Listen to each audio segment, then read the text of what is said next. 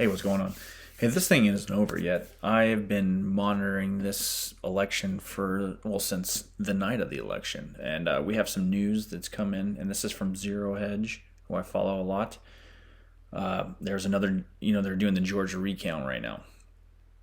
And at the moment, there was another 9,600 vote error that was recorded during the hand recount. I think there was like an envelope or something. Here, I'm going to see, one batch was labeled. I guess during the hand count they have the actual ballots in some kind of receptacle or whatnot, and one batch is labeled 10,700 for Biden, like 13 for Trump, which is like, I think even Fidel Castro can match those numbers.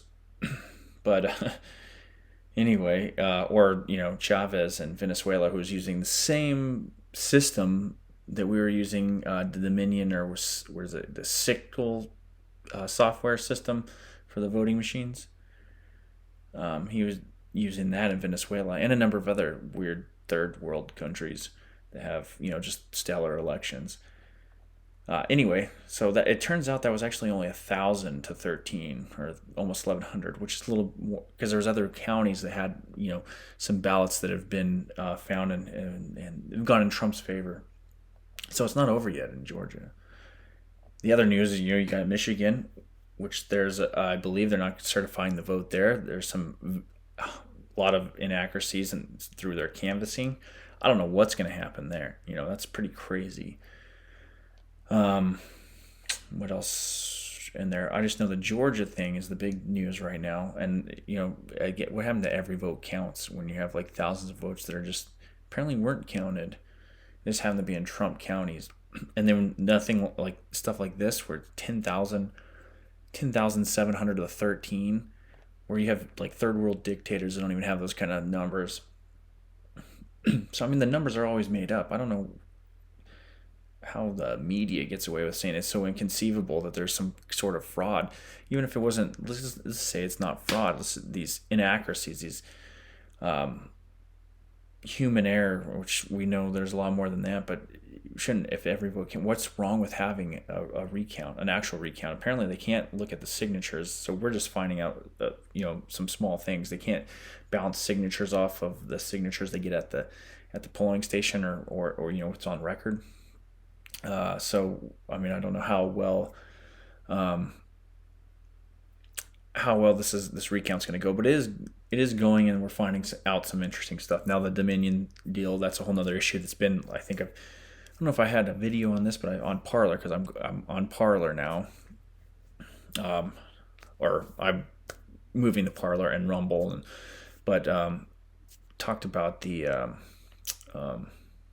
this is not new. This happened in 2012. Michael Savage actually had a really good couple shows on this, and not only that, there was an expose. I believe it was like a 2020 or Dateline, where they talked about the software, how easy it is for them. There's a individual can go in there and change it manually, or there's a software update, which is usually like a thumbnail drive. Pop it right in there, and it'll change things. Now, here's my thought on this. It seemed like the fact that the Republicans picked up 10 or 11 congressional seats, and Trump lost in those. It almost seems like that's because there's a rumor that some of the vote counting actually happened overseas. That it's almost like the software is monitoring the situation. It's like, well, we need to keep it, where there's not so much of a majority, in the House, and then keep the Republican Senate, and then we'll just give the presidency to these leftists. And I don't know who's in it, but it feels like that. I don't know if that's. I think the malfeasance is a lot more widespread throughout the Democratic Party. Anyway. But we've been, the media doesn't talk about it too much. We've been in a similar circumstance in 2000 with the hanging chads, where, I mean, I'm talking about time-wise, 30-something days. It's not, we're still in the realm of possibility, but I'd like to see them drop something. Sidney Powell supposedly has, well, I know what she does. She has a little bit of what she has. A Venezuelan military officer affidavit talking about how they can use these voting systems to manipulate elections. And he's sat in on some of these briefings and knows a lot about it now. Is the public being able to see this? I don't know. I hope she drops whatever she has so that we don't lose faith in all this stuff. See what else is going on. I mean, that's the big news because it's huge. But we'll got a couple more vaccines, which we don't. I don't know what the heck's going on because they come out with these effective rates, but then the handling of some of these products is just asinine, like sub-zero temperatures, and then the effective rate is really not as effective just having the virus and getting through it for the average person. So if you're just the average person with a decent immune system, you get through it, the reinfection rate's like 90. I mean, you got 0.0001% chance of having any kind of symptoms in a reinfection. Your immune system seems to be able to hold a memory to it once you've gotten the virus, or we know that now. Rand Paul has been trying to tell us that for a while, and Dr. Fauci kind of downed him, but now we find out that Rand Paul is actually correct.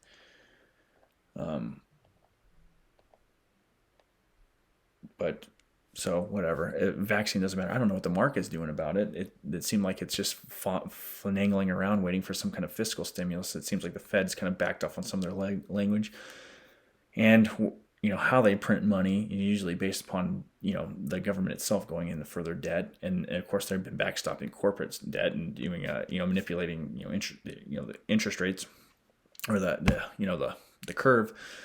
But so I don't know what they're going to do. I think they're kind of waiting to monetize whatever debt that we're going to put into some kind of fiscal stimulus. This is not really coming.